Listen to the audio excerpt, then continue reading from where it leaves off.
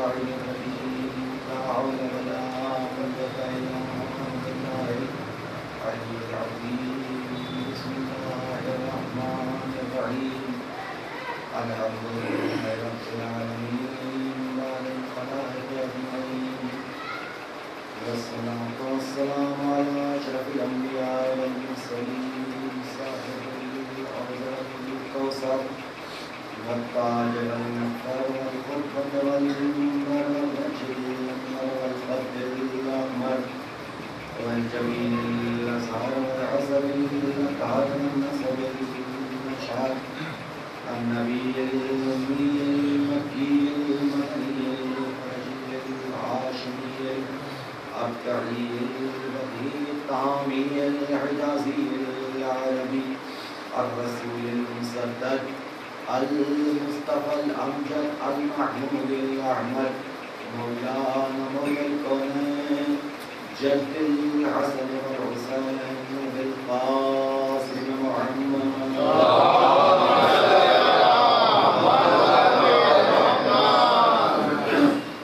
وآله الطيبين الطاهرين المعصومين الداعين إلى سبيل الله بالحكمة وبالموعظة الحسنة سيما بقية الله العظيم مولانا حجة بن الحسن العسكري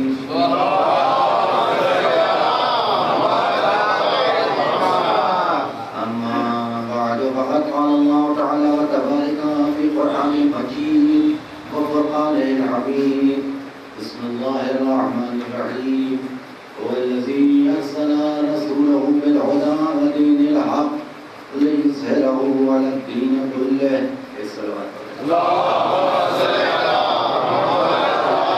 محمد خالق عز و شرف اپنی مستحکم قرآن میں اپنی عظمت اپنی بزرگی کا اعلان کرتے ہوئے اپنے پیغمبر کو بھیجنے کے اسباب روشنی ڈالتے ہوئے آواز دے رہا ہے وَالَّذِي أَرْسَلَ رَسُولَهُ بِالْهُدَىٰ وہ خدا کہ جس نے اپنے رسول کو بھیجا بالہدیٰ دین ہدایت ہدایت کے ساتھ ودین الحق اور دین حق کے ساتھ لِيُظْهِرَهُ عَلَى الدِّينِ كُلِّهِ جس کا کام یہ ہے کہ تمام ادیان کے اوپر اس دین کو غالب کر دے اور غلبہ اظہاری عطا کر دے. کل کی گفتگو اسی آیت کے ذیل میں ہوئی تھی اور مسئلہ امامت کے حوالے سے میں نے اپنے معروضات آپ کی خدمت میں رکھے تھے کہ اللہ امامت کے حوالے سے جو گفتگو کر رہا ہے وہ کوئی معمولی گفتگو نہیں ہے بلکہ صفات و کمالات امام بیان کیے جا رہے ہیں کہ امام کون ہو سکتا ہے, امام کی خصوصیت کیا ہے, کون کون سی چیزیں ہیں کہ جس کے اندر پائی جانی چاہیے, کون کون سے باتیں ہیں کہ جو جس سے امام کو منزہ اور مبرہ ہونا چاہیے.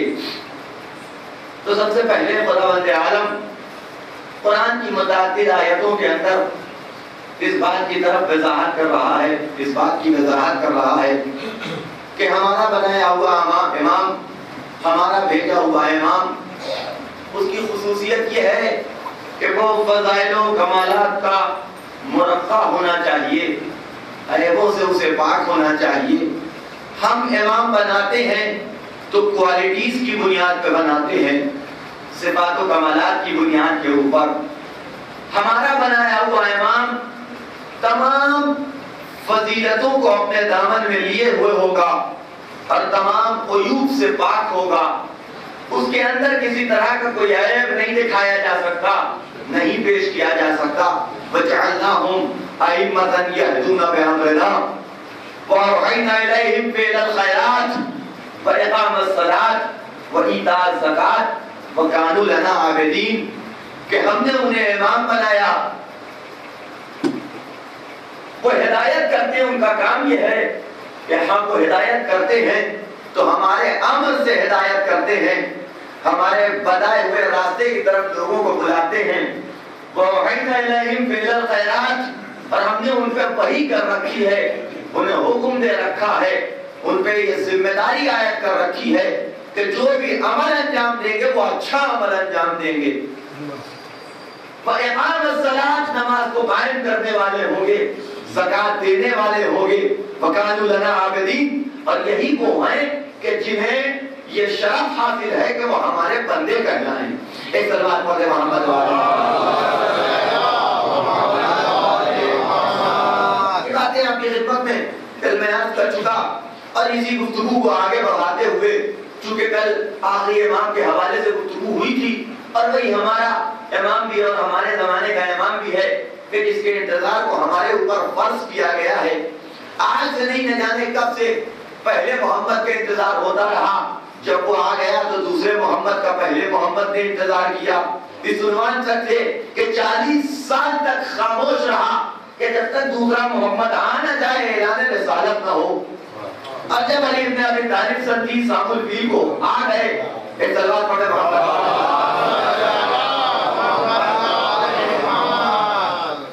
گئے، اور 40 عام الفیل کو تب نبی نے اپنا اعلان کیا اور اعلان رسالت ہوا، اللہ کی وحدانیت کا پیغام پہنچایا گیا، اپنی رسالت کے حوالے سے نبی نے گفتگو کی، اسلام کے پیغام کو کائنات میں عام کیا، اور آج تک انتظار ہو رہا ہے۔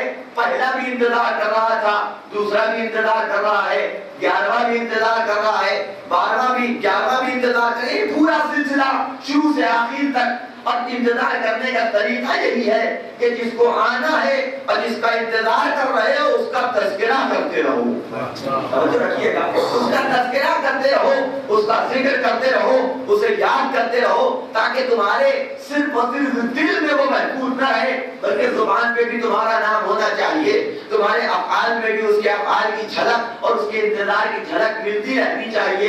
یہ وجہ ہے کہ آپ کو اس آخری امام کے حوالے سے رسول کی بھی حدیث مل جائے گی، علی ابن ابی طالب کی بھی حدیث مل جائے گی، امام حسن و حسین کی بھی حدیث مل جائے گی۔ 11 معصومین تک نے اس کا تذکرہ کیا ہے۔ یہ تذکرہ کیوں کر رہے ہیں؟ تذکرہ کرنے کا مقصد یہ ہے کہ ہم تذکرہ کر کے بتا رہے ہیں کہ صرف تم ہی منتظر نہیں ہو، ہم بھی منتظر ہیں۔ ایک صلوات پڑھیں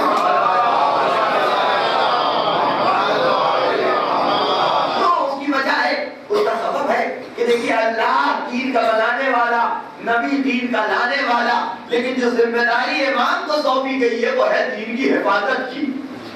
محافظ دین بن کے امام آتا ہے، محافظ شریعت بن کے، محافظ قرآن بن کے۔ اللہ نے ایک امام کو اگر بھیجا تو اس کے مقاصد میں سے اور اس کے اہداف میں سے اہم ترین ہدف یہ ہے اور مہم ترین سبب یہ ہے کہ وہ دین کا محافظ بن کے آتا ہے۔ یہی وجہ ہے کہ جہاں وحدانیت کا تذکرہ کیا اللہ نے، وہی رسالت کی گفتگو بھی کی اور وہی امامت کا تذکرہ بھی ہے۔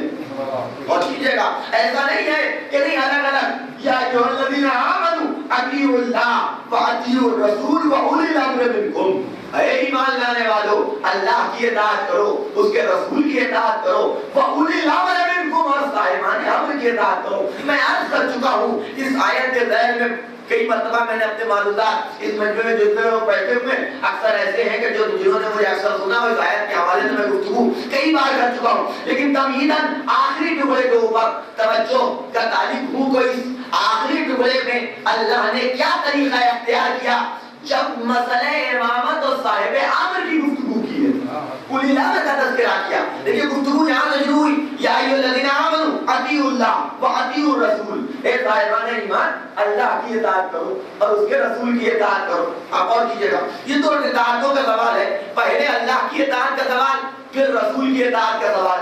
لیکن ان دونوں لمحوں میں اور قابل غور بات یہ ہے کہ خدا کہہ رہا ہے کہ ہماری اطاعت بھی کرو اور ہمارے رسول کی بھی اطاعت کرو۔ عجیب بات ہے کہ اس کا مطلب یہ ہے کہ دو الگ الگ چیزوں کا سوال کرنا اس بات کی دلیل ہے کہ دونوں اطاعتوں میں فرق پایا جاتا ہے کہ نہیں ہے؟ تھوڑا سا تجزیہ کیا جائے آیت کا، تھوڑا سا غور کیا جائے، تھوڑا سا تدبر سے کام کیا جائے، دو دلیلیں اس کی موجود ہیں کہ جس سے یہ ثابت ہوتا ہے کہ دو الگ الگ اطاعتوں کی ڈیمانڈ اللہ کی اور دو الگ الگ اطاعتوں کا مطالبہ اللہ کا اس بات کی دلیل ہے کہ دونوں اطاعتوں میں فرق ہے. یا ایھا الذین آمنوا اطیعوا اللہ واطیعوا الرسول، اللہ کی اطاعت کرو اور اس کے رسول کی اطاعت، اور اس کے رسول کی اطاعت. یعنی اللہ کی اطاعت میں اور رسول کی اطاعت میں تھوڑا ہی بہت صحیح لیکن فرق ضرور ہے. میں بہت چیزیں جانے کے میں کیا کر رہا ہوں، دونوں ہی اطاعتوں میں. اور اگر نہ ہوتا اور اگر فرق نہ ہوتا تو اللہ اطیعوا اللہ کہہ کے اللہ کو خاموش ہو جانا چاہیے تھا. اطیعوا الرسول کی ضرورت نہیں تھی. یہ داخلی بات ہے، آپ غور کریں، بالکل نفسیاتی فطری گفتگو ہے کہ اگر اللہ اور رسول کی اطاعت ہر لحاظ سے ایک طرح کی ہوتی تو اطیعوا اللہ کہنا کافی تھا، اطیعوا الرسول کی ضرورت نہیں. اور اگر اطیعوا الرسول کہہ دیا تھا تو اطیعوا اللہ کی ضرورت نہیں. توجہ رکھیے گا، میں میرا بیٹا ایک ساتھ رہتے ہیں، آپ کے صاحب زادے ایک گھر میں رہتے ہیں، ایک ہی گھر میں رہتے ہیں. آپ کو کوئی کام ہوا، میں آپ سے کہوں کہ آئیے میرے گھر پہ آ جائیے گا یا میرے صاحبزادے کے گھر پہ آ جائیے گا، تو آپ فطرت کا تقاضا کیا فوراً سوال کریں گے نا کہ آپ اور آپ کے بیٹے الگ الگ رہتے ہیں، ہے کہ نہیں ہے؟ ہے کہ نہیں ہے؟ اگر میں یہ کہوں کہ آپ مجھ سے ملاقات کرنا چاہتے تو میرے گھر پہ آ جائیے گا یا میرے صاحبزادے گھر پہ آ جائیے گا، مگر کیا سوال کریں گے نا کہ اس کا مطلب یہ ہے کہ آپ کے اور آپ کے صاحبزادے الگ الگ جگہوں کے اوپر رہتے ہیں. اور اگر ایک جگہ رہتے ہو دونوں ایک جگہ تو یا تو یہ کہہ دیا جائے کہ میرے گھر پہ آ جائیے کافی ہے، یا یہ کہہ دیا جائے کہ میرے صاحبزادے گھر پہ آ جائیے یہ بھی کافی ہے. اور کیجیے گا کیونکہ دونوں افراد ایک جگہ پہ رہتے ہیں. الگ الگ کہنا اس بات کی دلیل ہے کہ دونوں کا گھر الگ الگ ہے. قدرت کہہ رہی ہے ایھا الذین آمنوا اطیعوا اللہ واطیعوا الرسول، اللہ کی اطاعت کرو اور رسول کی اطاعت کرو. اور عجیب بات ہے، ایک فرق تو یہ بات ہو گئی کہ الگ الگ مطالبہ یعنی اللہ کا اور رسول کا نام لینا اس بات کی دلیل ہے کہ دونوں میں فرق. دوسری بات، لفظ اطیعوا کی تکرار بتا رہی ہے آیت کے اندر.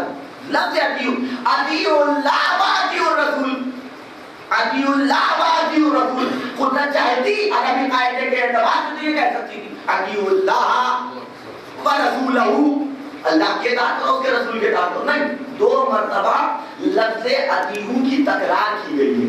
اطیعوا اللہ واطیعوا الرسول، اللہ کی اطاعت کرو اور اس کے رسول کی اطاعت. تو تھوڑا بہت ڈفرینس ہے یا نہیں ہے؟ لیکن ذرا آپ غور کیجئے کہ دونوں کی اطاعت کیا ہے تو بات واضح ہو جائے گی. اللہ کی اطاعت کیا ہے؟ قرآن اٹھا کے دیکھیے، قرآن بتائے گا اللہ کی اطاعت کیا ہے. ہم نے قرآن اٹھایا تو خدا کہیں کو کہتا ہوا نظر آیا اقیموا الصلاۃ، نماز پڑھو. کہیں کہتا ہوا نظر آیا آتوا الزکاۃ، زکات دو. کہیں کہتا ہوا کتب علیکم الصیام، روزہ رکھو. کہیں کہہ رہا کہ اللہ کے حج کے لیے جاؤ، کہیں کہہ رہا ہے زکات دو، کہیں کہہ رہا ہے یہ کرو، کہیں کہہ رہا ہے وہ کرو. یہی تو ہے اللہ کی اطاعت، اور کچھ ہے؟ یہی تو ہے. ہم نماز پڑھ رہے ہیں، اللہ کی اطاعت کر رہے ہیں، روزہ رکھ رہے ہیں، اللہ کی اطاعت کر رہے ہیں، حج کر رہے ہیں، اللہ کی اطاعت کر رہے ہیں، زکات دے رہے ہیں، اللہ کی اطاعت کر رہے ہیں، واجبات پہ عمل کر رہے ہیں، اللہ کی اطاعت کر رہے ہیں. یہ سب اللہ کی اطاعت ہو گئی کہ نہیں ہو گئی؟ ہے نا اللہ کی اطاعت. یہ اللہ کی اطاعت پتہ چل گئی. نبی کی اطاعت کیا ہے؟ نبی کی اطاعت کیا ہے یہ کیسے پتہ چلے؟ ہے کہ نہیں ہے؟ پھر وہی قرآن وَمَا يَنطِقُ عَنِ الْهَوَىٰ إِنْ هُوَ إِلَّا وَحْيٌ يُوحَىٰ. ہم تو کلامی نہیں کرتے جب تک کہ اللہ کی جانب سے وحی نہ نازل ہو جائے. اب وحی جو نازل ہوتی ہے وہ قرآن بن کے نازل ہوتی ہے. تو جس قرآن نے اللہ کی اطاعت کو بتایا وہی قرآن نبی کی اطاعت کو ہی بتائے گا. ہم نے پھر قرآن پڑھنا شروع کیا تو ہر پیغام دیا خدا نے لیکن آیا نبی کے وسیلے سے. توجہ رکھیے گا، دیا خدا نے، نبی کچھ اپنے لیے مانگ ہی نہیں رہے. ہمیں کہیں نبی کرتے ہوئے نظر آئے کہ ہمارا گھر بنا دو، ہمارے لیے فلیٹ تیار کر دو، ایک بہترین روٹ لا کے کھڑا کر دو. کہیں نبی کہتے ہوئے نظر نہیں آئے. بلکہ جو خدا کہہ رہا ہے وہی نبی بھی کہہ رہے ہیں. خدا کہہ رہا ہے اقیموا الصلاۃ، نبی بھی کہہ رہے ہیں نماز پڑھو. خدا بھی کہہ رہا ہے روزہ رکھو، نبی بھی کہہ رہا ہے روزہ رکھو. خدا کہہ رہا ہے حج کرو، نبی بھی کہہ رہا ہے حج کرو. خدا کہہ رہا ہے زکات دو، نبی بھی کہہ رہا ہے زکات دو. توجہ رکھیے گا، ہے کہ نہیں ہے؟ ہے کہ یہی مطالبہ تو نبی کر رہے ہیں. بھائی سن 40 عام الفیل سے لے کر کے سن 10 ہجری تک نبی کی زندگی کو خلاصہ کیجئے گا تو یہی ہے. یا ایمان کو بنوایا یا عمل کروانے کی کوشش کی، اور یہی اللہ بھی کروا رہا ہے. یہی اللہ بھی کروا رہا ہے. تو دونوں کی اطاعت اللہ بھی کہہ رہا ہے نماز پڑھو، نبی بھی کہہ رہا ہے نماز پڑھو، اللہ بھی کہہ رہا ہے روزہ رکھو، نبی بھی کہہ رہا ہے روزہ رکھو، اللہ بھی کہہ رہا ہے حج کرو، نبی بھی کہہ رہا ہے حج کرو، اللہ بھی کہہ رہا ہے زکات دو، نبی بھی کہہ رہا ہے حج زکات دو. تو ان دونوں کی اطاعتوں میں فرق ہے کہاں؟ توجہ رکھیے گا. لیکن ذرا سا فرق ہے اگر آپ غور کیجیے گا. اللہ یہ تو بتا رہا کہ نماز پڑھو لیکن یہ نہیں بتاتا کہ کیسے پڑھی جائے. اللہ یہ تو بتا رہا ہے کہ نماز پڑھو، یہ نہیں بتا رہا کیسے پڑھی جائے. نماز پڑھنا اللہ کی اطاعت، کیسے پڑھی جائے نبی کی اطاعت. روزہ رکھنا اللہ کی اطاعت، کب سے کب تک رکھا جائے نبی کی اطاعت. حج کرنا اللہ کی اطاعت، کیسے کیا جائے. یہ بات تو بالکل واضح ہو گئی ہے، واضح ہو گئی. اب لیکن اللہ کی کمال کا قرآن کی فصاحت و بلاغت ملاحظہ فرمائیے. ایک صلوات پڑھیں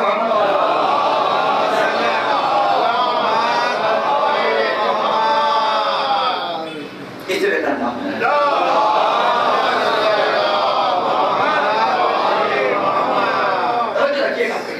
آیت بھی تو سنا رہا ہوں. اطیعوا اللہ واطیعوا الرسول فاولی الامر منکم.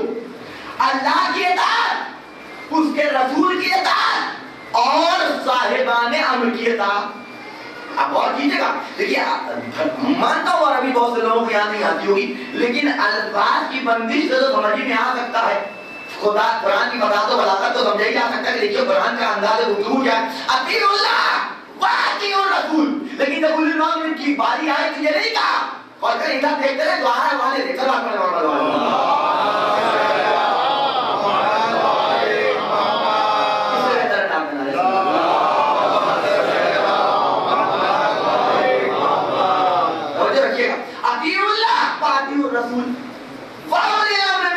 تو قابل غور بات کیا پہلے آیت کے خود الفاظ پہ غور کیجیے گا. اطیعوا اللہ واطیعوا الرسول فاولی الامر منکم. توجہ رکھیے گا. اللہ کی باری آئی لفظ اطیعوا آیا، رسول کی باری آئی لفظ اطیعوا آیا. لیکن جب اولی الامر کی باری آئی تو اللہ نے لفظ اطیعوا کی تکرار نہیں کی. اور کریں آپ نے کیا اللہ نے لفظ اطیعوا کی تکرار نہیں کی بلکہ ڈائریکٹ کا واو کے ذریعے عطف کر دیا. واولی الامر منکم. عطف کاہے پہ ہوا؟ اللہ پہ عطف نہ کیجئے، رسول پہ عطف کیجئے. توجہ رکھیے گا میں کیا کہہ رہا ہوں. یعنی یہ عمل ہو رہا ہے کاہے پہ؟ اللہ پہ نہیں، رسول پہ. اللہ کی اطاعت، اس کے رسول کی اطاعت اور صاحبان امر کی اطاعت. اللہ اور رسول میں لفظ اطیعوا کی تکرار ہوئی، لیکن اولی الامر کے معاملے میں اللہ نے لفظ اطیعوا کی تکرار نہیں کی. مقصد سمجھتے ہیں کیا ہوا؟ اللہ اور رسول کی اطاعت میں تو فرق ہے، رسول اور صاحب امر کی اطاعت میں فرق نہیں ہے. دیکھیے عنوان ہوتا ہے اطاعت کس کی کس عنوان سے کی جائے، ہے نا. اطاعت کس کی کس عنوان سے کی جائے. اللہ کی اطاعت کس عنوان سے؟ ہمارا پیدا کرنے والا، ہمارا خالق، ہمارا منعم حقیقی، ہمیں نعمتوں سے نوازنے والا، ہمیں عالم وجود میں لانے والا، ہمیں عقل و فہم و ادراک کا عطا کرنے والا، ہمیں اشرف المخلوقات بنانے والا. توجہ رکھیے گا. اس عنوان سے کہ ہمارا خالق، نبی کی اطاعت کس عنوان سے کہ اللہ کا بھیجا ہوا نبی، اللہ کا بنایا ہوا حاکم، اللہ کا بنایا ہوا منصبدار. توجہ رکھیے گا. اللہ کا بنایا ہوا منصبدار. اور کیجیے گا لفظ اطیعوا کی تکرار اس لیے ہوئی کہ اللہ کے اور نبی کے منصب میں فرق ہو گیا. اور گھر میں کیا کر رہا ہوں ایک بات پہنچ جائے تو بات ہے. لفظ اطیعوا کی آیت میں تکرار اس لیے ہوئی کہ اللہ اور نبی کے منصب میں فرق ہے. اور کیجیے گا جب منصب میں فرق ہو گیا تو اطاعت میں فرق ہو گیا، اطاعت میں فرق ہو گیا. لیکن نبی اور اہل بیت کی منصب میں فرق نہیں ہے. تو جس عنوان سے تم نبی کی اطاعت کرو گے حاکم مان کے، توجہ رکھیے میں کیا کر رہا ہوں، حاکم مان کے، صاحب اقتدار مان کے، واجب الاطاعت مان کے، اسی عنوان سے تمہیں اہل بیت کی بھی اطاعت کرنی پڑے گی. دوست مان کے نہیں، حاکم مان کے، اقتدار مان کے. یہی وجہ تھی کہ غدیر کے میدان میں نبی نے من کنت مولا فہذا علی مولا کہنے سے پہلے تمام مسلمانوں سے یہ اقرار لیا. یہ بتاؤ کہ میں تمہارے نفسوں پہ تم سے زیادہ حاکم ہوں کہ نہیں ہوں؟ جب سب نے اقرار کر لیا بلا، ہاں آپ ہمارے جان پہ، آپ ہمارے مال پہ، آپ ہماری اولاد پہ ہم سے زیادہ حکومت رکھتے ہیں، تب نبی نے کہا من کنت مولا، جس کا میں مولا اس کے ہی علی مولا۔ توجہ رکھیے گا، یعنی نبی نے بتا دیا جس چیز پہ ہماری حکومت ہے اس چیز پہ علی کی حکومت ہے۔ صلوات پڑھیں محمد۔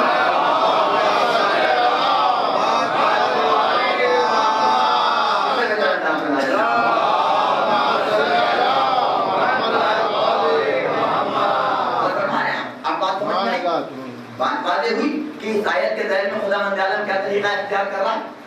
اطیعوا اللہ و اطیعوا الرسول و اولی الامر منکم، یہ تین تسلسل کے ساتھ اللہ کی اطاعت، رسول کی اطاعت اور صاحبان امر کی اطاعت، اسی عنوان سے کہ جس عنوان سے نبی کی اطاعت کر رہے ہو۔ توجہ رکھیے گا، عنوان میں فرق نہیں آنا چاہیے کہ انہیں حاکم مان لو انہیں دوست مان لو۔ توجہ رکھیے گا، انہیں حاکم مان لو انہیں تو نہیں، دوست نہیں ہے تمہارے، تمہارے حاکم ہیں یہ۔ توجہ رکھیے گا کیا کر رہا ہوں، اور یہ بات یاد رکھیے گا کیوں رکھا گیا، غور کیجیے گا۔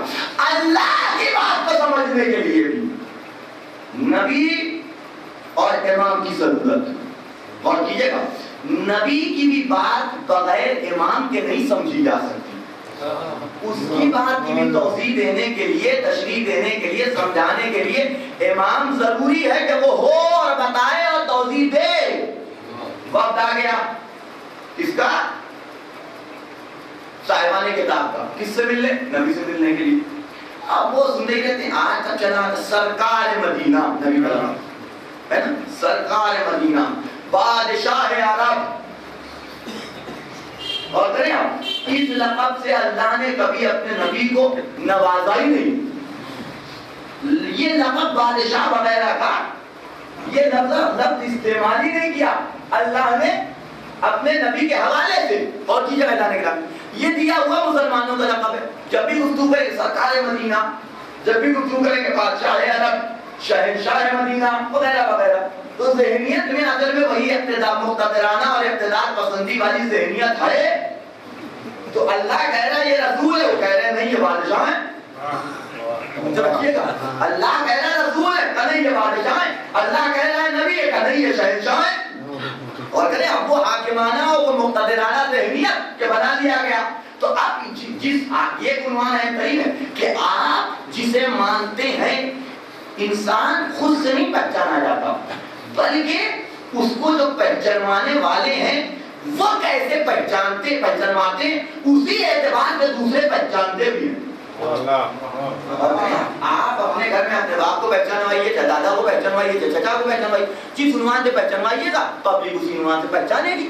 یہ فطری سی بات ہے نا، آپ کس عنوان سے پہچانوا رہے ہیں، اور کس عنوان سے اس کا تعارف پیش کر رہے ہیں، کس عنوان سے اس کو دنیا کے سامنے لے کر کے آ رہے ہیں۔ یہ ایک اہم ترین بات ہے، جس عنوان سے پہچانوائیں گے اسی اعتبار سے وہ پہچانا جائے گا، اور اسی اعتبار سے دنیا مان۔ اب ساری دنیا دوسرے مذاہب کے لوگ تمام اہل کتاب سن رہے ہیں، بادشاہ، حاکم، تو اب ان کے ذہنیت میں بھی یہی ہے کہ وہ ملاقات کے لیے آ رہے ہیں۔ آپ اگر کسی منسٹر سے ملنے جائیے تو کیسے جائیے گا؟ ہوائی چپل پہن کے؟ اور کہہ رہے ہیں آپ کسی منسٹر سے ملنے جائیں گے تو کیسے جائیں گے؟ ہوائی چپل پہن کے جائیے گا؟ 4 عدد گریبان کھلا ہوا پہنچ جائیے گا ملنے کے لیے؟ نہیں، سب سے اچھا سوٹ نکالیں گے، اسے پہنیں گے، بہترین لباس دے گے، شادی والا، توجہ رکھیے گا، اسے دیویدان کریں گے، بہترین سے بہترین چپل ہو، اگر سیٹ وغیرہ لگا کے سیٹ ہو کے آدمی کہاں جا رہے ہیں بھائی؟ فلاں وہاں سے ملنے جا رہے ہیں، کیا ان کے بھی سوراخ کا پتہ لگا ہوا کہ آپ ان سے ملنے کے لیے جا رہے ہیں؟ کبھی اتنا بڑا منسٹر ہے اس سے ملاقات کے لیے جا رہے ہیں تو طریقے سے جائیں گے نا، سلیقے سے جائیں گے نا، تاکہ ہماری حیثیت کا بھی تو پتہ چلے اسے۔ توجہ رکھیے گا، تو اب وہ آ رہے تھے ملنے کے لیے کس سے؟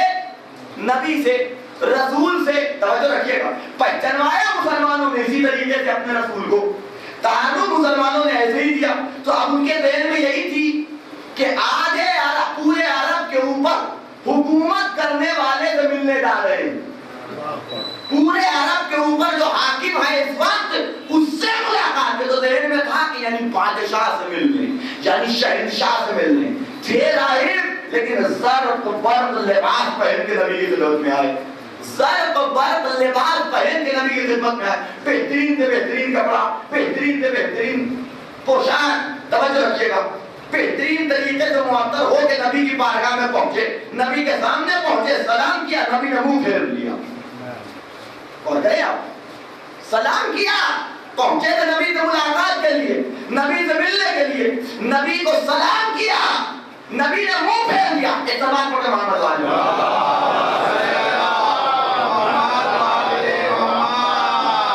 نبی نے چہرہ گھما لیا، ادھر سے گئے ملنے، نبی نے ادھر منہ کر لیا، ادھر گئے ملنے، نبی نے ادھر منہ کر لیا. پریشان. اس نبی کے تو اخلاق کے چرچے سنے تھے ہم نے کہ بڑا با اخلاق ہے، صاحب اخلاق نبی ہے. مسلمان کہہ رہے ہیں کہ قرآن کی آیت ہے انک لعلی خلق عظیم، آپ عظیم ترین اخلاق کے مرتبے پہ فائز ہیں. تو اتنا بڑا اخلاق ہم اتنا سنا کے آئے تھے اس نبی کے اخلاق کے بارے میں، ہم اسے سلام کر رہے ہیں، جواب نہیں دے رہا ہے. جدھر جاتے ہیں ادھر سے منہ پھیر لیتا ہے. آپ توجہ رکھیے گا، بتائے تو کون بتائے؟ مسلمانوں کی بھیڑ ہے کہ دوسرے مذہب کے علماء ہمارے نبی سے ملنے کے لیے آئے ہیں. دیکھیں بات کیا ہوتی ہے، گفتگو کیا ہوتی ہے. اب یہ راہبوں میں آپس میں چرچا کہ بلا وجہ کا سب اڑائے ہوئے تھے کہ بڑا با اخلاق نبی ہے. توجہ رکھیے گا، ہم تو اس سے ملنے کی کوشش کر رہے ہیں، یہ صورت دیکھنے کو تیار نہیں، ہم سے گفتگو کرنے کو آمادہ نہیں، ہم سے بات کرنے کے لیے آمادہ نہیں. اب مسلمانوں نے ایک دوسرے سے پوچھنا اور سوال کرنا شروع کیا کہ بھائی یہ کیا معاملہ ہے. لیکن بتائے تو کون بتائے کہ مسئلہ کیا ہے. آپ اور کیجئے گا جائے کہ نبی کے اس عمل کا جواب دیتے خود شک کرنے لگے. اور کریں آپ خود شک ان کے رگوں میں دوڑنے لگا کہ ہاں یار یہ تو بڑا گڑبڑ معاملہ ہے، نبی بات ہی نہیں کر رہے، سوال کا جواب ہی نہیں دے رہے ہیں، کچھ بھی سلام کا جواب نہیں مل رہا ہے. بات کیا ہے؟ سلمان کھڑے ہوئے تھے، ان کے کان میں بات پہنچی، یہاں نہیں ملے گا یہ جواب، یہاں نہیں ملے گا، چلو ہم تمہیں ایک دروازے پہ لے کے چلتے ہیں، وہاں جواب ملے گا. سے پہلے تمہارا کہا تھا سلمان کا کام ہی یہی ہے کہ جو گمراہ ہو جائے اسے راہ دکھا دے. چلو ہم لے کے چلتے، لے کر کے آئے مولا کائنات کے دروازے پہ، پورا قضیہ رکھا. مولا کائنات ایک مرتبہ ان راہبوں کو اوپر سے نیچے تک دیکھا، کہا ایسے ہی گئے تھے. کہا ہاں ایسے ہی گئے تھے. کہا تمہیں شرم نہیں آتی؟ ایک تو راہب ہو، راہب ہونے کے بعد اس طرح کے لباس تمہارے بدن پہ زیب دیتے ہیں. وہ جو تمہارا عادی لباس اور پہناوا ہے ویسے جا کے نبی سے ملو. ان کی بات سمجھ میں آئی، پھر لباس بدلا. وہ جو عادی لباس تھا روزمرہ کا جو وہ پہنا کرتے تھے، پھر پہنا، نبی کی بارگاہ میں پہنچے. دور ہی تھے کہ نبی استقبال کے لیے کھڑے ہو گئے، آگے بڑھ کے ہاتھ ملایا، لاکے پہلو میں بٹھایا. بات کی عجیب بات ہے عزیزان گرامی، یہاں نبی کا قول نہیں ہے، نبی کا فعل ہے. اور عزیزان گرامی، جب امام کے بغیر نبی کا فعل سمجھ میں نہ آئے تو قرآن کیا سمجھ میں آئے؟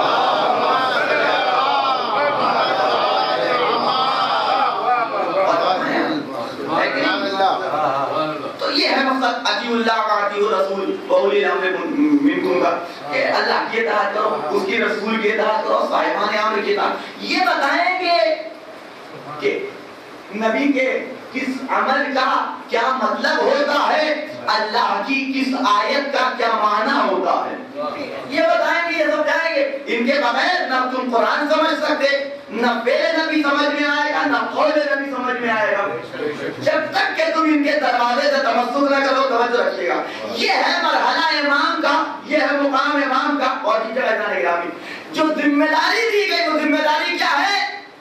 حفاظت اسلام کی ذمہ داری، حفاظت شریعت کی ذمہ داری. اور کریے جانے گرامی ایک صلوات پڑھے محمد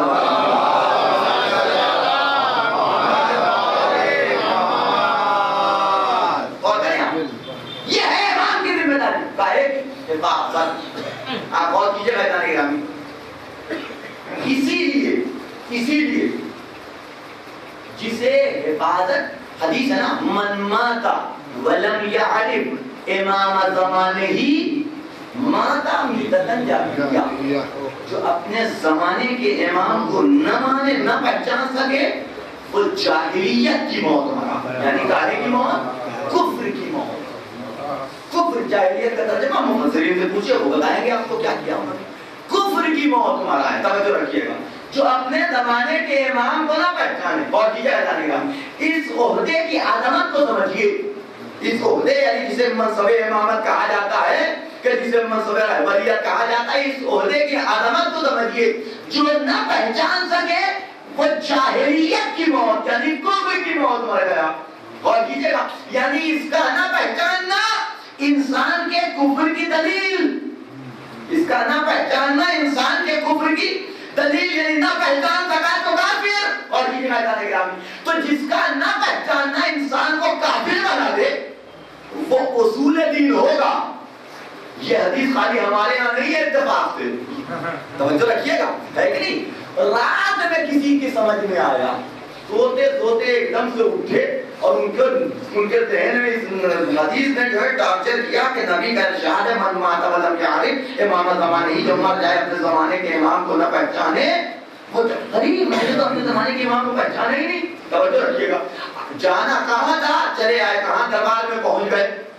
دربار میں پہنچ گئے اس وقت آدھی رات کو آپ یہاں گئے تھے، نبی کی حدیث یاد آ گئی. آپ اور کیجیے گا، سنا نبی کے زمانے میں تھا، یاد آئی آپ کو. توجہ رکھیے گا، یاد آئے کہ نبی کہنا چاہتے کہ جس نے اپنے زمانے کے امام کو نہ پہچانا وہ جاہلیت کی موت مرا، کفر کی موت مر گیا. اگر میں ابھی ملک الموت آ جائے اور مر جاؤں تو میں کفر کی موت مر گیا. لہذا آ گیا ہوں کسی وقت 12 1 2 بجے 3 بجے جو بھی رہا ہو اس وقت آدھی رات جس وقت بھی رہی ہو پہنچ گیا ہوں تاکہ اپنے زمانے کے امام کے ہاتھ میں بیعت کر سکوں. امام زمانہ جو اس زمانے کے تھے اور زمانے کے امام تو ان کا ہاتھ دونوں کہیں اور مشغول تھا. گلے میں اتنی زحمت نہیں ہے کہ ہم ہاتھ تمہاری طرف پڑھائیں، البتہ پیر خالی ہے. جو فرمائیے گا پیر کرنا اسی کو کر لو، جاؤ آرام سے سو جاؤ. ایک صلوات پڑھے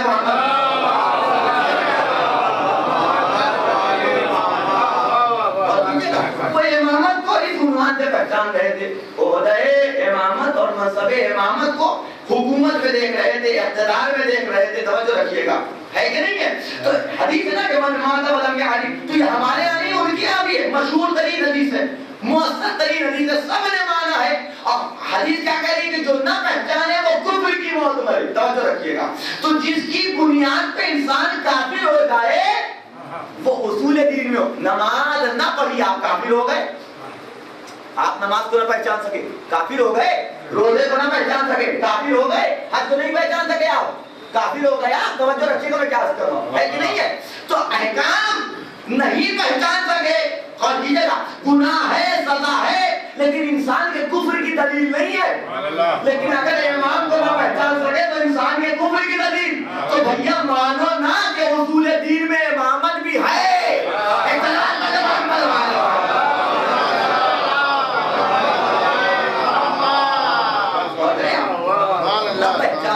تو کافر کفر کی موت مرنا ہے. نماز نہ پڑھنے والا، روزہ نہ رکھنے والا مانتا ہے نماز کو نہیں، تحقیق کریں نماز ہے بھی نہیں ہے، چل رہا ہے ہماری تحقیق، کافر ہو گئے. ہم کسی سے پوچھیے. لیکن اس سے اگر آپ نہ پہچان سکے کہا یہ تمہارے کفر کی دلیل ہے. من مات ولم یعرف امام زمانے، جو اپنے زمانے کے امام کو نہ پہچان سکے اور مر جائے وہ کافر کی موت پر. توجہ رکھیے گا، اتنی بڑی ذمہ داری اللہ نے اور اتنا بڑا ہوتا ہے، اتنا بڑا منصب کہ اس کا پہچاننا انسان کے ایمان کی دلیل، نہ پہچاننا انسان کے کفر کی دلیل.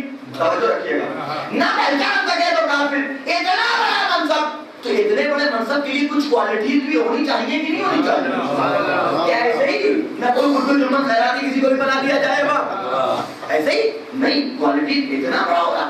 رسالت کے لیے ابراہیم کا تو امتحان لے لے اللہ، خلت دے دی، نبوت دے دی، العزمی دے دی، سب کچھ دے دیا. لیکن جب امامت کی باری ہے تو آسانی سے نہیں دیا اللہ نے. آسانی سے نہیں کہ امتحان لیں گے، اور امتحان لینے کے بعد آپ اللہ کہہ رہے ہم نے آپ کو لوگوں کا امام بنا دیا.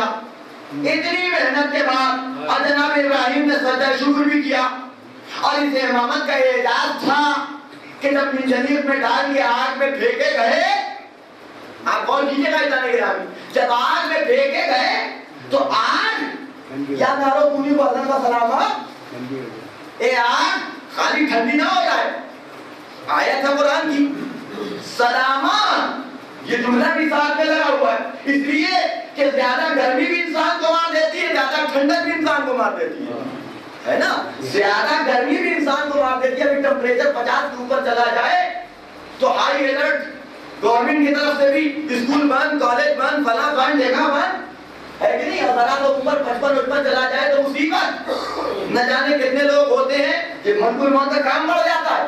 توجہ رکھیے گا، یہی آج ٹھنڈک کا بھی آ رہی ہے، ٹھنڈک اگر ابھی یہی حد کو کراس کر جائے اور مائنس تک پہنچ جائے، مائنس میں نہ جائے، ایک وقت تک ٹمپریچر آ جائے، سوچئے کیا عالم ہوگا۔ توجہ رکھیے گا، تو زیادہ ٹھنڈک بھی مار دیتی ہے، زیادہ گرمی بھی مار دیتی ہے، لہذا خدا کہہ رہا آگ ٹھنڈی ہو لیکن اتنی ہی ٹھنڈی ہونا کہ جتنی ٹھنڈک ابراہیم کو سلامت رکھ سکے۔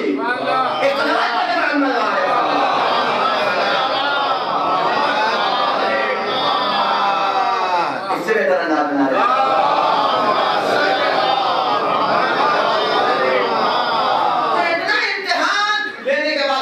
کو بھی ایک دی گئی امامت، تو ایسے تھوڑی کہ کوئی کوالٹی معین ہونی چاہیے، اس کوالٹی کی بنیاد پہ یہ عہدہ دیا جائے گا۔ آپ مسجد کی امامت کسی کو بھی دے دیجیے، کوئی اعتراض نہیں ہے، حالانکہ اس کے لیے بھی شرائط ہے، ایسے تھوڑی ہے، ہمارے یہاں اس کے لیے بھی شرائط ہے کہ امام کے لیے مان لیا جائے کہ بہت زیادہ پڑھا لکھا نہیں ہونا چاہیے، یہ تو کسی آگاہ سکھانے والے کو مظاہر کھا کے دیکھیے گا تو وہاں یہ شرط نہیں ہے کہ بہت زیادہ پڑھا لکھا ہو، احکام شریعہ اس کا احکام جماعت وغیرہ سے واقفیت رکھتا ہو۔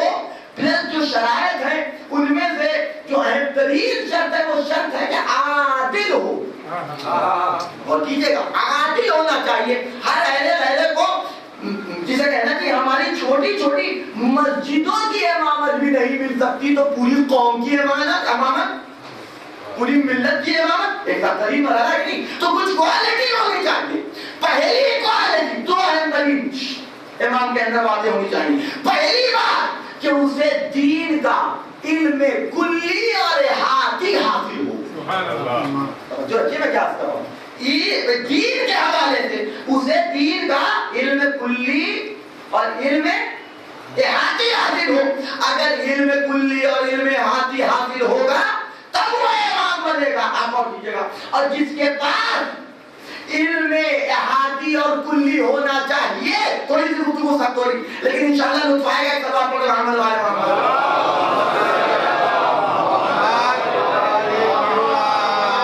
علم کا، جس کے پاس علم احاطی اور کلی ہونا چاہیے اس کے پاس علم فہمی ہونا چاہیے، علم تسبیح نہیں ہونا چاہیے۔ اس لیے علم احاطی اور کلی وحبی کے عنوان سے تو حاصل ہو سکتا ہے کہ خدا دے دے، توجہ رکھیے گا، لیکن یہ نہیں ہو سکتا ان کے پاس، ان کے پاس، یہاں وہاں، اس مدرسے میں، اس معلم کے پاس بیٹھ کے انسان عالم تو بن سکتا ہے، جانشین پیغمبر نہیں بن سکتا۔ توجہ رکھیے میں کیا کر رہا ہوں، انسان عالم تو بن سکتا ہے، جانشین پیغمبر نہیں بن سکتا، بلکہ جانشین پیغمبر بننے کے لیے شرط ہے کہ اس کے پاس دین کا علم احاطی اور کلی ہونا چاہیے۔ توجہ رکھیے گا، پورے دین کے حوالے سے جتنا ابھی آؤں گا اپنی آیت آپ کی خدمت میں پیش کروں گا کہ علم اس کے پاس موجود ہو، اس لیے کہ اگر اس کے پاس دین کا علم احاطی اور کلی نہ ہو تو عبادت میں نقص پیدا ہو جائے گا۔ اور اگر اس کے پاس دین کا علم احاطی اور کلی نہ ہو تو عبادت میں نقص پیدا ہو جائے گا، اور یہ جو عبادت میں نقص پیدا ہو رہا ہے وہ اس امام کا نقص نہیں کہلائے گا، بلکہ انگلی اٹھے گی اس کے اوپر کہ جس نے ان کو امام بنایا ہے، کہ جس نے ان کو امام منتخب کیا۔ یہ کیسے ہو گیا کہ کسی ایسے کو امام بنا دیا گیا کہ جس نے دین میں نقص پیدا کر دیا۔ توجہ رکھیے گا، ابھی ٹی وی میں دے رہا تھا، کل یا پرسوں دے رہا تھا نا، ایئر انڈیا کی فلائٹ پتہ نہیں کہاں دبئی ہوئی سے اڑی اور تھوڑی دیر کے بعد لینڈ کر گئی، کیا ہوا کہ دروازہ کھلا چھوٹ گیا، دروازہ کھلا چھوٹ گیا، ایئر ہوسٹس نے نہیں بند کیا۔ غلطی کس کی تھی؟ غلطی کس کی تھی؟ پائلٹ کی ہے وہی پائلٹ جہاز چلا دروازہ بند کرنا کام تھوڑی ہے. ایک بار انہوں نے وہاں لگا دینا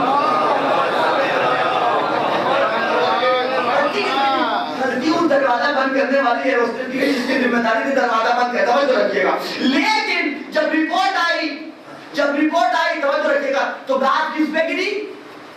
خالی ہے ہوسٹس نہیں گئی اپنے کام سے بلکہ اس کو انتخاب کرنے والا وہ جو ان کا جو ہیڈ تھا اسے بھی سروس سے ہٹا دے گا. بھیا یہ دروازہ بند کرنا اس کا کام تھوڑی ہے, اس نے تھوڑی کوئی قصور کیا. قصور ہوسٹس کا ہٹایا جا رہا ہے کہ اس نے کسی نااہل کو منتخب کیسے کر لیا, اس نے کسی نااہل کو منتخب کیسے کر لیا. توجہ رکھیے میں کیا کر رہا ہوں. تو اگر امام ان میں ہاتھی گلی نہ رکھے اور حفاظت میں نقص پیدا ہو جائے تو انگلی امام کے بائن میں جائے گی. اسی امام کو انتخاب کرنے والے تو پہلے انگلی اٹھے گی کہ اس نے کسی ایسے کو منتخب کیسے کر لیا کہ جس نے دین میں نقص پیدا کر دیا ہو. کہ جس نے دین میں نقص پیدا کر لیا. یہ امام کا علم نہیں ہے بلکہ محافظ توحید ہے. جتنا زیادہ امام کے علم کو ثابت کرتے جائیں گے اللہ کی وحدانیت کی حفاظت ہوتی چلی جائے گی. اختلاف پر ایمان مروا رہے گا.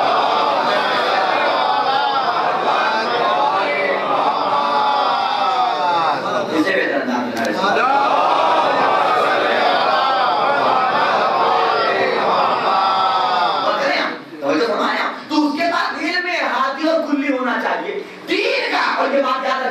دین کا تعلق آخرت سے کہ یہاں سے. یہ دین کے حوالے سے جو گفتگو ہو رہی ہے دین کہاں ہوتا ہے؟ آخرت میں کہ یہاں نا. دین کا تعلق یہاں سے, نماز کا تعلق یہاں سے, روزے کا تعلق یہاں سے, حج و زکات و خمس کا تعلق دنیا سے ہے. توجہ رکھیے گا. اور وہ کہ جو خالی دین جانتا ہو اور دنیا کے بارے میں معلومات نہ رکھے وہ کسی مسجد کا امام تو ہو سکتا ہے, امام وقت نہیں ہو سکتا. تو رکھیے گا اس لیے کہ اسے شریعت پہ عمل نہیں کرنا ہے بلکہ شریعت بنانا ہے. اور کرے میں کیا کروں نہیں جملے کو ذرا سا گہرائی سے لیجیے کہ اس لیے توجہ رکھیے گا وہ کہ جو دین ہم سے پوچھے مسئلہ پوچھیے مولانا تیسری چوتھی میں شک ہو گئے کیا کریں ہم بتا دیں گے. روزہ کس طرح کھا جائے بتا دیا جائے گا. حج کیسے کیا ہے سب بتا دیں گے. اب آپ سے پوچھنے لگیے کہ یہ بتائیے کہ آسمان میں کتنے سیارے پائے جاتے ہیں, فلاں سیارہ کیسا ہے اور یہ کیسا ہے, اور دنیا کے بارے میں انجینئرنگ کے بارے میں جہاز کیسے بنا, لائٹ کیسے بن گئی, ہم بتا پائیں گے؟ تو یہ اس سے ہمارے سے کیا وابستگی. تو اگر اتنا ہم نہ بتا پائیں تو ہم کو مسجد کا امام بنا دیا جائے گا. مسجد کے امام نہیں بس ابھی کھڑے رہیے تو 17 رکعت نماز پڑھا لی چار سے. توجہ رکھیے گا. لیکن امام وقت کا عہدہ نہیں ملے گا اس لیے کہ دین کا تعلق ہے دنیا سے بھی ہے. تو اس کو صرف دین کا علم نہیں ہونا چاہیے بلکہ دنیا کا بھی سارا علم اس کے مقصد علم میں جمع ہو. سارا علم اس کے مقصد علم میں جمع ہو. اسی لیے جب اللہ نے امام کے علم پہ گفتگو کی تو صرف یہ نہیں کہا کہ اس کے پاس دین کا علم ہے بلکہ آواز دی کلو شیء احصیناہ فی امام مبین.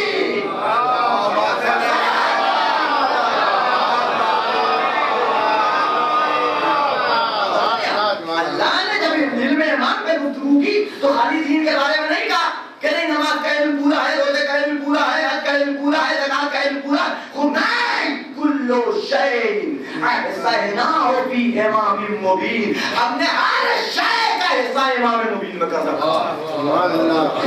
ہر شے کا حصہ امام مبین میں کر رکھا ہے. اس لیے کہ دین و دنیا الگ الگ نہیں ہے. توجہ رکھیے گا. دین کا صحیح علم وہی لے سکتا ہے کہ جس کے بعد دنیا آیات اعدام مجتہدین معمولی بات ہے, چھوٹی موٹی بات ہے. اجتہاد کر لینا, اس پہ عمل کروا لینا, نماز کا حکم دے دینا, روزے کا حکم دینا آسان کام ہے. ذرا پوچھئے تو صحیح 22 24 24 25 30 سال کی محنتوں کے بعد احادیث, آیات, واقعات ان تمام کے علم کے ساتھ ساتھ ایک وہ مجتہد ہندوستان والے مجتہد کی بات نہیں کر رہا ہوں. ایک سلام پڑھے محمد والے ایک وہ مجتہد جو واجب التقلید ہے جس کی تقلید کی جاتی ہے. توجہ رکھیے گا. اس کے لیے صرف یہ نہیں ہے کہ بس خالی فتوا دے، نماز کا، روزے کا، حج کا، زکات، نہیں، بلکہ اسے جغرافیہ کا بھی علم ہونا چاہیے، علم حساب بھی اس کو آتا ہو، اور دوسرے دنیاوی علوم کے بارے میں جو آج جو ٹیکنالوجی بڑھ رہی ہے یہ کیا جائے نہ کیا جائے، توجہ رکھیے گا، سینٹ لگانا حرام ہے یا حلال ہے تو اسے پتا ہونا چاہیے کہ الکوہل کتنے طرح کا ہوتا ہے، کون سا پاک ہے کون سا نجیس ہے، توجہ رکھیے گا، کس میں کتنا پرسنٹ ہے کس میں کتنا پرسنٹ نہیں پایا جاتا، سگریٹ پینا حرام ہے یا حلال ہے، توجہ رکھیے گا کہ اس کے نشے کے اثرات کیا ہوتے ہیں، اس کے فوائد کیا ہیں، اس کے نقصانات کیا ہیں، یہ سارا علم مجتہد کے پاس ہو، توجہ رکھیے گا، تو مجتہد کے لیے تو اتنا ضروری، تو کیا امام خالی دین کا علم لے کے آ جائے گا؟ وہ جو امام وقت ہے کہ جو شریعت پہ عمل نہیں کروائے گا بلکہ شریعت بنائے گا اور کرے گا، اور یہ ان کی ذمہ داری ہے شریعت بنانا، یہ بناتے ہیں، دلیل دوں میں آپ کو، کچھ ایسے سلام کا جواب واجب ہے یا کیا ہے، مصطفیٰ کیا ہے، سلام کا جواب دینا، آپ سے سلام کرتی سلام کرنا مصطفیٰ، جواب دینے کے بارے میں کیا حکم ہے آپ کا؟ واجب، نماز میں ہے رک جائیے، سلام کا جواب دیجیے، اللہ کی عبادت روکیے اور جواب دیجیے، یہ ہے حقوق الناس کا خیال اللہ کو، ہے کہ نہیں ہے؟ کسی نے آپ کے سلامتی کی دعا کر دی، ہم اگر اپنی سلامتی کے لیے نماز پڑھتے تو نماز باطل، نیت کریں جو رکعت نماز پڑھتا ہوں اپنی سلامتی کے لیے قربت اللہ، قربت اللہ تعالیٰ، دو رکعت نماز پڑھتا ہوں سلامتی کے لیے، نماز پوچھے گے وہ حساب سے نماز اللہ سے قریب ہونے کے لیے پڑھی جاتی ہے، سلامتی کے لیے نہیں پڑھی جاتی ہے نا، نماز اب اللہ سے قریب قربت اللہ نہ آئے، مقصد نماز کا صرف ہے کہ اللہ سے قریب ہونے کے لیے، اسی نماز میں اللہ کہہ رہا ہے اگر کوئی سلام کر دے تو رک جاؤ، کوئی جواب دینے والا تو بات اور ہے، وہ جواب دے دے تمہارے پاس جواب ثابت، لیکن اگر کوئی جواب دینے والا نہیں ہو تمہیں سلام کر رہا ہے، نماز روکو، الحمدللہ رب العالمین، یہیں تک پہنچے تو سامنے والے نے کہا السلام علیکم، کہنے کے بعد رک جاؤ، یہیں جواب دو، بعد میں ہی نماز پڑھ کے ختم کر کے جواب نہیں دینا، یہیں جواب دو، وعلیکم السلام، اور پھر آگے بڑھو، الرحمن الرحیم مالک یوم الدین ایاک نعبد، توجہ رکھیے گا، ہے کہ نہیں؟ سلام کا جواب دینا واجب ہے، آپ جانتے ہیں کیا فاطمہ زہرا کو نہیں معلوم ہوگا؟ آپ کو بتایا کہ سلام کا جواب دینا واجب ہے، کوئی بھی کرے لا الہ الا اللہ محمد رسول اللہ کہنے والا سلام کا جواب دینا واجب ہے، تاریخ نے لکھا کہ کچھ ایسے لا الہ الا اللہ محمد رسول اللہ کہنے والے تھے کہ بی بی کو سلام کرتے تھے، بی بی سلام کا جواب نہیں دیتی تھی، بی بی سلام کا جواب نہیں دیتی تھی، مسئلہ پھنس گیا کہ ہم سے تو کہا جا رہا ہے سلام کا جواب واجب ہے، وہ سلام کرتے تھے تو بی بی منہ پھیر لیتی تھی، منہ پھیر لیتی تھی، پلٹ کے دیکھتی نہیں تھی، آپ کو مسئلہ معلوم، بیوی کو مسئلہ نہیں معلوم کہ وہ سلام کا جواب دے دیں، توجہ رکھیے گا میں کیا کرتا ہوں، اب اس کا جواب کتاب کا نام میں بتاتا ہوں، جا کے دیکھتا ہوں، دیکھ لیجیے گا، قاضی نور اللہ شوستری کہ جنہیں ہندوستان میں شہید ثالث کہا جاتا ہے، کتاب کا نام ہے حق الحق، وہاں جا کے دیکھیے گا، وہاں وہ جوابات موجود ہیں کہ آخر کیا وجہ تھی کہ بی بی سلام کر رہی تھی اور لوگ سلام کر رہے تھے اور بی بی جواب نہیں دیتی تھی، منہ پھیر لیا کرتی، بہت سی وجہ کی، دو وجہ آپ کو بیان کر دیتا ہوں، ایک وجہ یہ ہے کہ سلام کا جواب، مسلمان کا سلام کا جواب دینا واجب ہے، فاسق کے سلام کا جواب دینا واجب نہیں ہے، توجہ رکھیے گا، فاسق کے سلام کا جواب دینا واجب نہیں ہے، دوسری بات جو بہترین بات ہے، توجہ رکھیے گا، بیوی منہ پھیر رہی تھی، تمہارے لیے شریعت اور ہے، توجہ رکھیے گا، تم شریعت پہ عمل کرنے والے ہو، بیوی شریعت بنانے والے ہو، یہ جو کہہ ہے شریعت بن جائے، سلام بنانے والے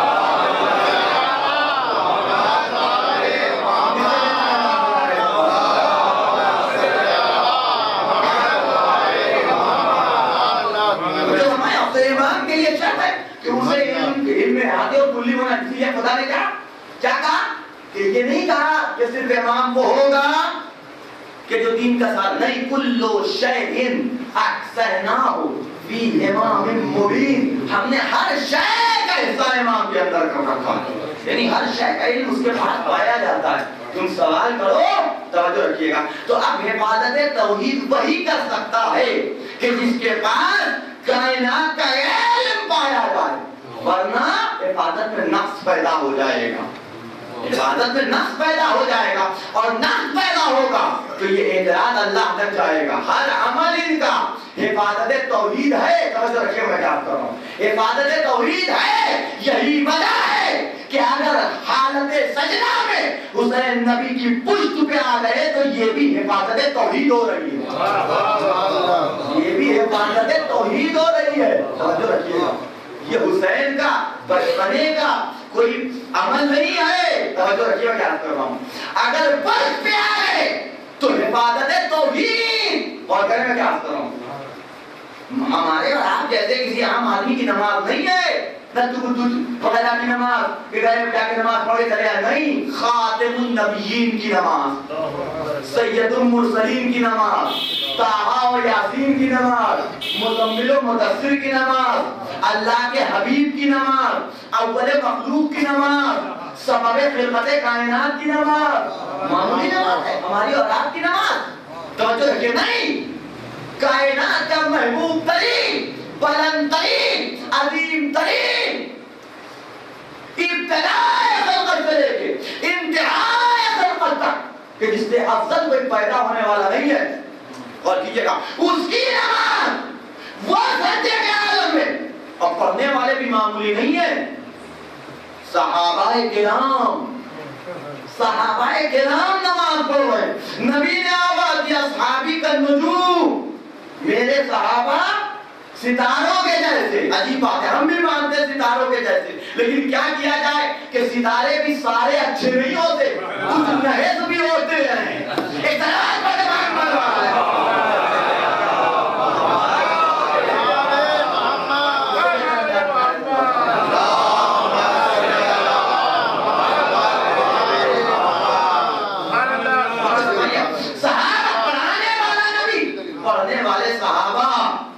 پڑھنے والے صحابہ حسین پشت کے اوپر آ گئے، حسین پشت کے اوپر آ گئے۔ نبی سجدے کو طول دیے ہوئے نہیں ہیں، اللہ طول دلوائے ہوئے۔ 70 مرتبہ سبحان ربی الاعلی و بحمدہ، 70 مرتبہ مسلسل نبی کہے جا رہے ہیں، نبی رکے ہوئے نہیں ہیں، بلکہ جبریل بازو پکڑ کے روکے ہوئے ہیں۔ یا نبی اللہ اس وقت تک سر نہ اٹھائیے گا کہ جب تک کہ حسین آپ کی پشت سے اتر نہ جائے۔ اقتدار پر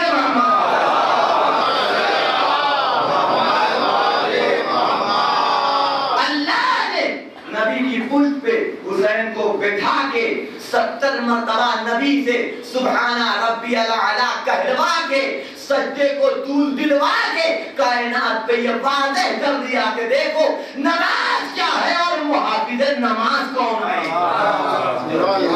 دین کی حفاظت کی ذمہ داری اللہ نے کسے سونپی ہے؟ بس میری گفتگو ختم ہو گئی۔ ایک تلوار پڑھے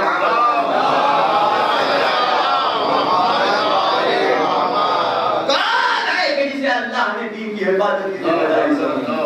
کون ہے کہ جس کے لیے اللہ کے نبی کا سجدہ رکا ہوا ہے، سجدہ رکا ہوا ہے 70 مرتبہ نبی آواز دے سبحان ربی الاعلی و بحمدہ، سبحان ربی الاعلی و بحمدہ۔ توجہ رکھیے، نبی آواز دے وہ حسین۔ میں نے عرض کیا کہ امام کی ذمہ داری یہ ہے کہ وہ محافظ دین ہو، شریعت ہو، اسلام ہو۔ ہمارا اور آپ کا عنوان دوسرا ہے، ہم زندہ رہتے ہیں تو نماز پڑھتے ہیں، ہم زندہ رہتے ہیں تو عبادت کرتے ہیں، لیکن اگر مر جائیں تو ہم نماز نہیں پڑھتے، ہماری نماز پڑھی جاتی ہے۔ ہم زندہ رہتے ہیں تو قرآن کی تلاوت کرتے ہیں، اور کیجئے گا مر جائیں تو قبر پہ دوسرے آگے تلاوت کرتے ہیں، لیکن یہ حسین ہے کہ نہ زندگی میں انسان امام حسین کے کردار اور رفتار میں بدلاؤ آیا، نہ مرنے کے بعد کسی طرح کا بدلاؤ ہونے لگا۔ قرآن کی حقانیت کو وہ حسین اپنی زندگی میں جس طریقے سے ثابت کرتا تھا، مرنے کے بعد بھی حسین کا کردار نہیں بدلا۔ نو کے نیزہ پہ اگر بلند ہو گیا تو سورہ کہف کی تلاوت کرتے ہوئے قرآن کی حقانیت کا اعلان کر رہا، قرآن کی عظمت کو بیان کر رہا کہ تم ہمارے سر و تن میں جدائی ڈال تو سکتے ہو، ہمارے سر کو ہمارے تن سے الگ تو کر سکتے ہو لیکن ہم سے قرآن کو الگ نہیں کر سکتے. بھول گئے کہ نبی نے کہا تھا انی تارکم فیکم الثقلین، ہم تمہارے درمیان دو گراں قدر چیزیں چھوڑے جا رہے ہیں، ایک قرآن ہے اور ایک اہل بیت. یقین مانیے خدا کی قسم اس حدیث کو اگر کسی نے ثابت کیا ہے تو حسین نے ثابت کیا. نبی کیا کہہ کے گئے تھے کہ ہم تمہارے درمیان دو گراں قدر چیزیں چھوڑے جا رہے ہیں، اگر اس سے متمسک رہو گے تو کبھی گمراہ نہیں ہوگے.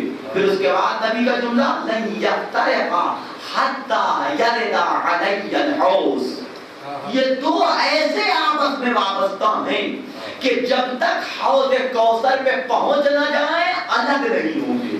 دنیا یہ سوچ رہی تھی کہ سر و تن میں جدائی ڈالنے کے بعد اہل بیت کو قرآن سے الگ کیا جا سکتا ہے. حسین نے نیزے کی نوک کے اوپر سورہ کہف کی تلاوت کر کے آواز دی. دیکھو یہ میرے نانا کی حدیث تھی، نواسا اسے ثابت کرتا. یہ ہمارے سر و سر میں جدائی تو پڑ گئی لیکن قرآن سے ہمارا وجود نہیں ہوا. اللہ اکبر. اور عزیزو ایک وجہ اور بیان کی گئی کہ حسین نے نوک نیزہ پہ سورہ کہف کی تلاوت کیوں کی. جب شام کے بازار میں یہ قافلہ پہنچا ہے تو اعلان ہو رہا تھا اے تماشا دیکھنے والوں آؤ تماشا دیکھو. دیکھو یہ رسول کی بہو بیٹیاں ہیں کہ جنہیں ہم قید کر کے لائے، جنہیں ہم قیدی بنا کے لے کر کے آئے. پورا شام پورا کوفہ جمع ہے تماشا دیکھنے والوں کی صورت میں کہ دیکھیں یہ کون ہے. نام نہیں بتایا جا رہا ہے بلکہ یہ کہا جا رہا ہے ایک خارجی نے خروج کیا تھا، ہم اس کا سر قلم کر کے نوک نیزہ پہ لائیں گے اور اس کے اہل حرم کو قیدی بنا کے لائیں گے. نگاہیں ان اونٹوں پہ تھی کہ جن پہ بیویاں تھیں بے مقنعوں چاہتا حسین اپنی بہن کی حفاظت کرے تو کیسے کرے، لوگوں کی نگاہ کو زینب کے اوپر سے ہٹائے تو کیسے ہٹائے. ہاں عزیزو سید سجاد کو بلا کے بیوی نے آواز دی اے سید سجاد شبر سے کہہ دو. یہ جیسے جیسے ناقہ چل رہا تھا اسی ناقے کے ہمراہ ایک سر، ہر ناقے کے ہمراہ ایک سر تھے. ہاں عزیزو بیوی نے سید سجاد سے کہا اے سید سجاد شبر سے کہہ دو کہ ان سروں کو آگے لے کے چلے جائیں، اس لیے کہ جب ان سروں پہ نگاہ لوگوں کی پڑتی ہے تو ہمارے چہروں پہ بھی نگاہ پڑتی ہے، ہماری بے حرمتی ہو رہی ہے. شبر نے آج سید سجاد نے آگے شبر سے یہ بات کہی تو شبر نے وہ ظلم کیا. سروں جن خوریوں کے ہاتھوں میں وہ نیزے تھے کہ جن میں حسین کے اصحاب کے سر پہ اس نے کہا کہ اور زیادہ ناکوں سے وابستہ ہو جاؤ. حسین کیسے اپنی بہن کی حفاظت کرے. کہتا مطلب شام کے بازار میں آواز گونجی بسم اللہ الرحمن الرحیم اور سورہ کہف کی تلاوت کرنی شروع کی. اے بہن تمہارا بھائی تمہارے پردے کی حفاظت کرے گا. پورا مجمع حسین کے سر کی طرف متوجہ کہ کٹی ہوئی گردن سے آواز آ رہی ہے. اللہ اکبر. جزاکم ربکم. خدا بند عالم آپ کو کسی غم میں نہ رلائے سوائے غم سید الشہداء کے. ہاں عزیزان گرامی یہ قافلہ لایا گیا. تاریخ میں لکھا ہے کہ 700 کرسی نشینوں کا مجمع بیویوں پہ لا کے ایک طرف کھڑا کر دیا گیا.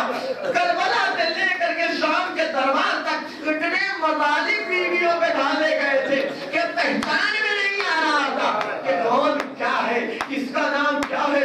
یزید نے جب اس قافلے کو لٹے ہوئے قافلے کو دیکھا تو شبر سے سوال کرتا اے شبر یہ کون لوگ ہیں کہ جنہیں تو نے لا کے میرے دربار میں کھڑا کر دیا. شبر آواز دیتا یزید نہیں پہچانا، یہ حسین کے قافلے والے ہیں، یہ حسین کی بہو بیٹیاں ہیں، یہ حسین کے اہل حرم ہیں، یہ خاندان رسالت سے تعلق رکھنے والے افراد ہیں کہ جنہیں ہم قیدی بنا کے لائے. اے شبر میں انہیں پہچان نہیں پا رہا ہوں. یہ کون ہے؟ ان کا ذرا تعلق تو کرا.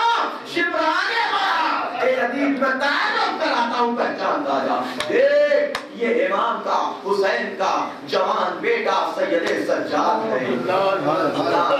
ایک ایک کا تعلق کروا رہا ہے. دیکھ یہ علی اکبر کی ماں لیلا ہے. دیکھ یہ قاسم کی ماں ہے.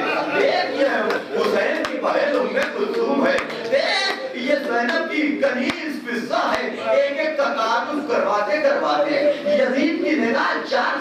چھوٹی سی بچی پہ پڑی کہ آنکھوں سے آنسو جاری تھے، حلق میں کانٹے پڑے ہوئے تھے، کانوں کی لبیں چلی ہوئی تھی، خون بہ رہا تھا، گالوں کے اوپر نیل کے نشان یہ بچی کون ہے؟ بابا دی کہ یزید تمہیں نہ پہچانا، یہ حسین کی 4 سال کی شہیدی بیٹی سکینہ ہے۔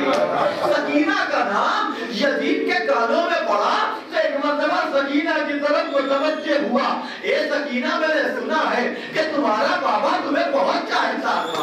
کہا میرا بابا مجھے بہت چاہتا تھا، مجھے بہت پیار کرتا تھا۔ اے سکینہ جانتی ہو تمہارا بابا اسی دربار میں موجود ہے، اسی دربار میں موجود ہے۔ ہاں ابھی تو بچی نے سنا، ایک مرتبہ یزید کی نگاہوں میں نگاہیں ڈال کے آواز دیتی ہے، اے یزید تو جھوٹ بولتا ہے، تو جھوٹ بولتا ہے، میرا بابا دربار میں موجود نہیں ہے۔ اگر میرا دربار میں میرا بابا موجود ہوتا تو تجھ میں پرجانتی کہ ہمیں قیدی بناتا۔ ابھی اماں کے سروں سے چادر چھینی جاتی، میرے گلے میں جسمانے ظلم کا بندہ ڈالا جاتا، میرے گالوں میں کوئی تماچا لگا تھا۔ یزید تو جھوٹا ہے، میرا بابا دربار میں نہیں ہے۔ یہ سننا تھا 700 کرسی نشینوں کے درمیان میں بادشاہ کو 4 سال کی بچی جھوٹا بنا رہی ہے، سامنے ہی تخت جلا رکھا تھا۔ یزید نے آگے بڑھ کے تخت جلا سے سرپوش کو ہٹا دیا۔ یہ سکینہ دیکھو یہ تمہارے بابا کا سر ہے، حسین کے بدن سے نکلنے والی خوشبو پورے دربار میں پھیل گئی۔ بچی کی مشام تک پہنچی، اپنے بابا کو پہچانا، اے بابا عمر کے چہرہ کے آغوش میں حسین کے سر کو لے لے روک دیا گیا بچی کو۔ اے سکینہ اپنے بابا کو آغوش میں لینا چاہتی ہو، دیا جا سکتا ہے، تمہارا بابا کا سر تمہارے آغوش تک پہنچ سکتا ہے، لیکن میں نے سنا ہے کہ تمہارا بابا تمہیں بہت چاہتا تھا۔ مجھے اس وقت یقین آئے گا کہ جب یہ سر خود بخود تمہاری آغوش میں پہنچ جائے۔ وہ ابھی تو یزید سکینہ کی محبت کا امتحان دے رہا ہے۔ تاریخ نے لکھا 2 قدم بچی آگے بڑھی، چلا ہوا حسین کے سر کی طرف میں توجہ ہوئی، اے بابا دیکھو تو صحیح یزید ہماری محبت کے امتحان دے رہا ہے۔ اے بابا زندہ دے تو محبت تھی، مرنے کے بعد سے محبت ختم ہو گئی۔ اے بابا میری آغوش میں آ جاؤ، ایک مرتبہ تک سے دلوں سے دل اٹھا، ہوا کے دوش پہ تیرتا ہوا سکینہ کی آغوش میں پہنچا۔ بچی نے منہ کے منہ رکھ دیا، اے بابا تمہارے مارے گئے، دار بدار میرے مقدموں چادر پھرایا گیا۔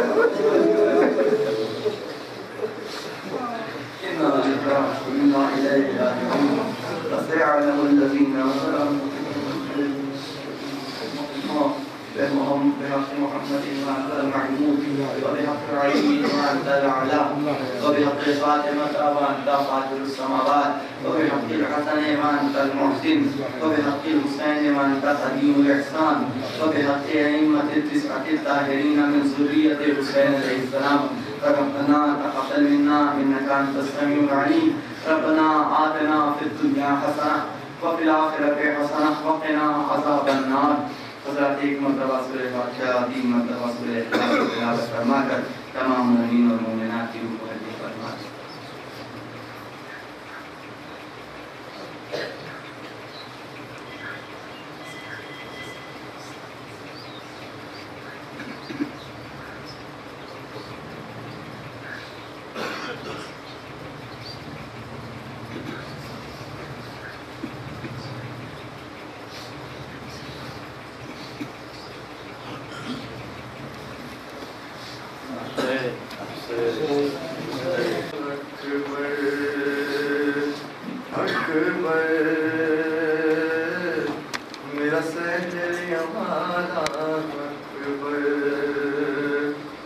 زخم دل کے دکھاؤں میں کیسے، زخم دل کے دکھاؤں میں کیسے، تیرا لاشا اٹھاؤں میں کیسے، اکبر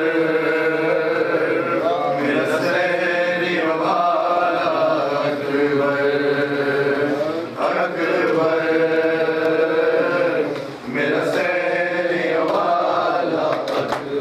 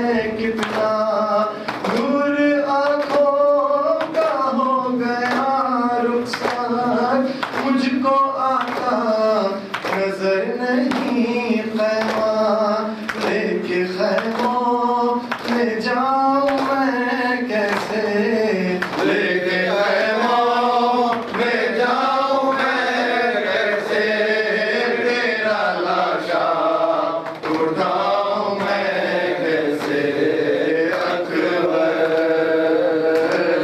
میرا سہری والا اکبر جس نے 18 سال پالا تھا کیسے دیکھے کہ وہ تیرا لاشا تیری شادی کا تھا جس سے ارماں کیسے جھیلے کہ وہ تیرا صدقہ تیری ماں کو بتاؤں میں کیسے تیری ماں کو بتاؤں میں کیسے تیرا لاشا اٹھاؤں میں کیسے اکبر میرا سہری والا اکبر دیکھ آیا ہے پاس دے صغرا راہ تکتی ہے وہ دکھی بہنا تجھ کو بیمار نے بلایا ہے وعدہ صغرا کا کیوں بھلا ڈالا ہم یہ دل سے لگاؤں میں کیسے ہم یہ دل سے لگاؤں میں کیسے تیرا لاشا اٹھاؤں میں کیسے اکبر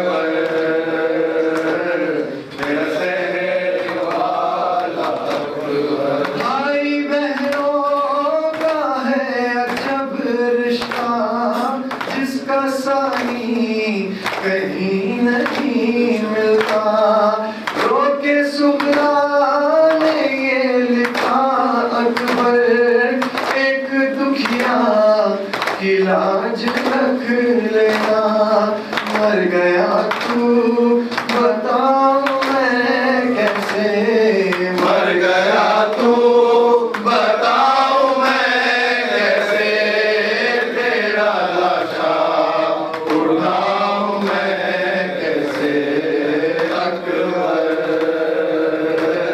میرا سہری والا اکبر لطف جینے میں اب کہاں اکبر دل سے اٹھتی ہے یہ فؤاد اکبر صبح عاشور دی تھی جو تو نے لائے کہ وہ عطا اکبر تیری صورت بھلاؤں میں کیسے تیری صورت بھلاؤں میں کیسے تیرا لاشا اٹھاؤں میں کیسے اکبر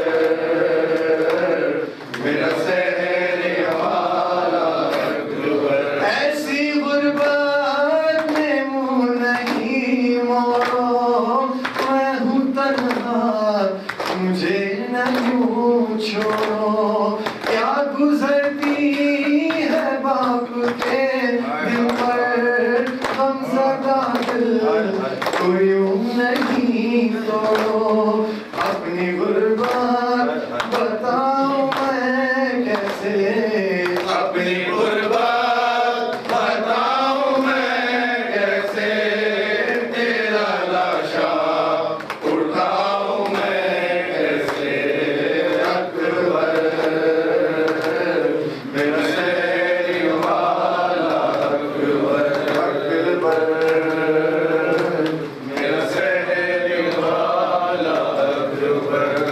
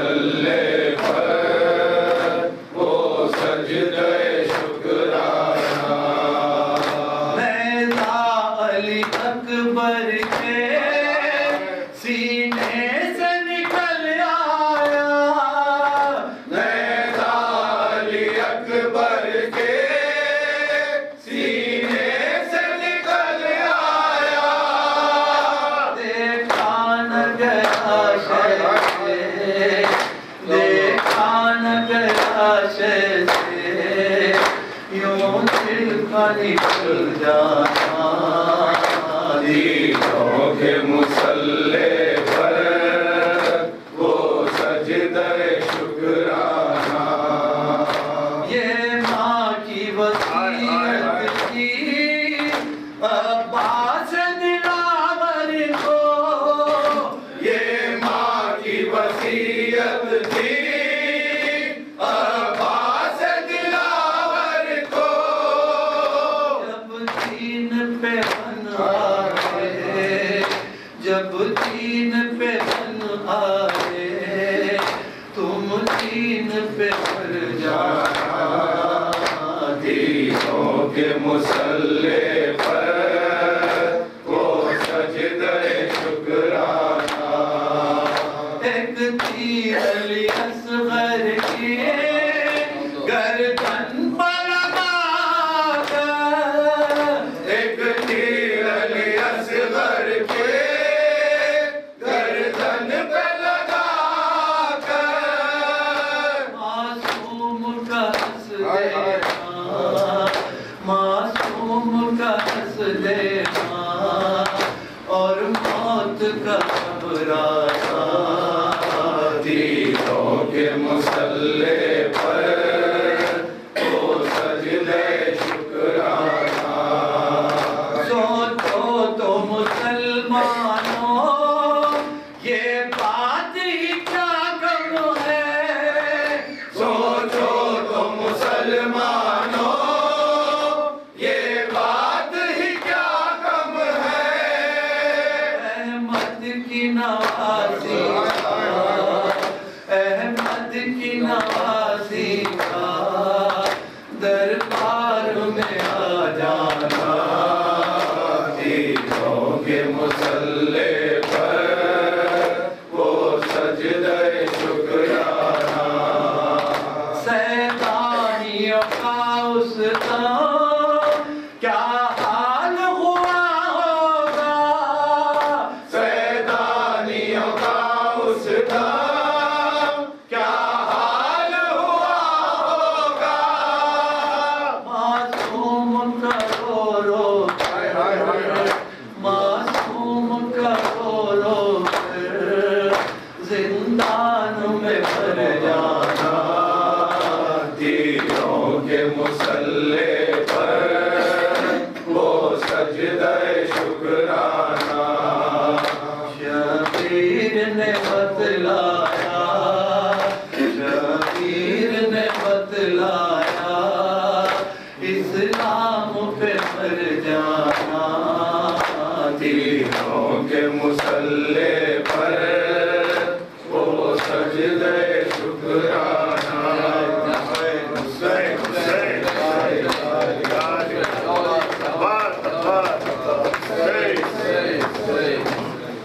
السلام عليك يا ابا عبد الله ولا واحد حدا عليك مني سلام الله ابدا ما بقيت وبقي الليل والنهار ولا جعله الله اخر احد مني لزيارتكم السلام على الحسين وعلى علي بن الحسين وعلى اولاد الحسين وعلى اصحاب الحسين جميعا ورحمه الله وبركاته السلام عليك يا غريب الغرباء السلام عليك يا معين الضعفاء والفقراء السلام عليك يا شمس الشموس انيس النفوس اي مدفون بعرض الفلوس مغيب الشكل الزرقاء يوم الجزاء سلطان يا ابا الحسن يا علي بن موسى رضا ورحمه الله وبركاته السلام عليك يا صاحب الرسول والزمان السلام عليك يا شريك القرآن السلام عليك يا مصدر القرآن السلام عليك يا امام الزمان الحاضر أجر الله تعالى فرجك آمين. الله تعالى عملك آمين. ظهورك آمين. ورحمة الله وبركاته.